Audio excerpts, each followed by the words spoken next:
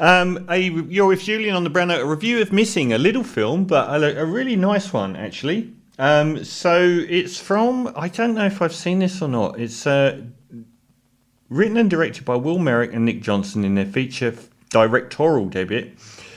It's a standalone sequel to Searching, which obviously was directed by by Anish Gantry, who is one of the stars and the writer of this one.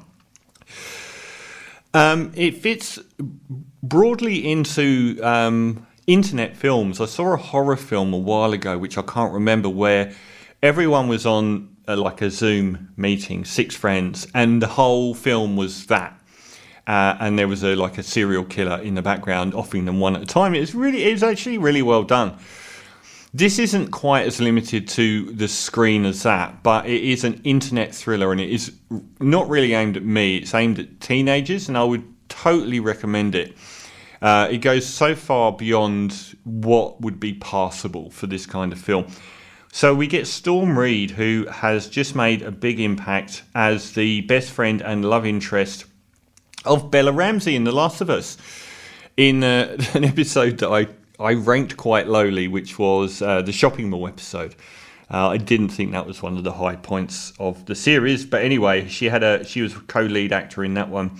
Ken Jeong is the boyfriend here, and so basically Storm Reid's mum is someone that... so we get the start, we get the husband of the... what's the actor playing the mum? Is it Amy Landecker? I don't think it is. I can't remember which one it is. Anyway, Storm Reid's character's shown as a baby at the start, and we get the mum and her husband, and it's all tragedy.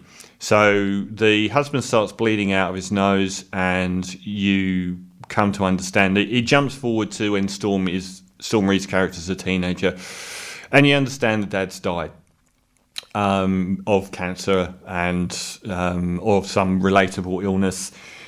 And the mum's trying to get back onto the relationship horse and meets Ken Jeong, who seems like the nicest guy on earth. And the couple want to go to Colombia for a romantic weekend getaway, leaving Storm at home as a teenager who is continually online. And that's the most important part about this film, is it relays the world of teenagers today and how connected they are all the time to being online, which is terrifying. I was like so much that I was like, everything is done online. In movies like this before, when I was growing up, teenagers would trash the house, wake up the day their parents were coming home, and run around screaming and clearing everything up. She goes online and just orders a cleaner and goes out.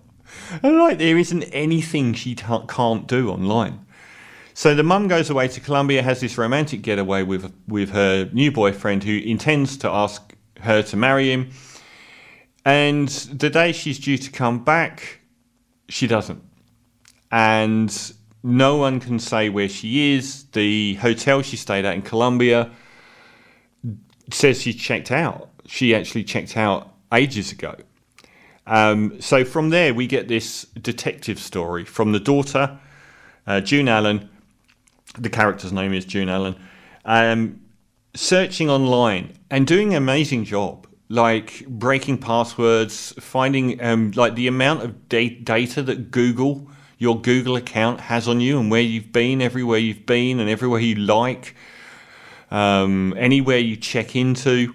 She manages to map out wherever these people have gone. She logs into CCTV cameras and they go to Cartagena, where I've been, and they manage to get all the tourist cams and sort of go back to certain hours of the day and find, they can find the mum and so on.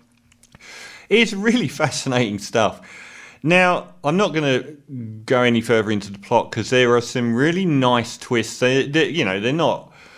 It's not recreating the Earth twists here. They're not dissimilar to stuff you will have seen elsewhere. But I thought I didn't expect them coming, and there are twice as many as you need to sustain this kind of movie. Really crucial. Joaquim de Almeida, I think he's a Colombian actor, but he is the most famous person here. Oh, Portuguese actor. I thought he was from Colombia. He has been in so many films. He was the lead antagonist in the movie Clear and Present Danger opposite Harrison Ford. He was the suave go-to guy for the cartels. He was one of the main characters in 24 when that Keith Sutherland show was on. He was in Desperado. He was in Fast and Furious 5 as a villain.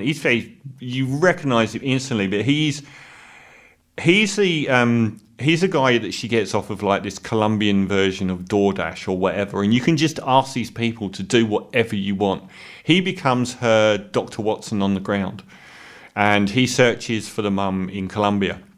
It all opens up, and that's a crucial piece of casting, because he really brings an X factor every time he's on screen. He's a great actor.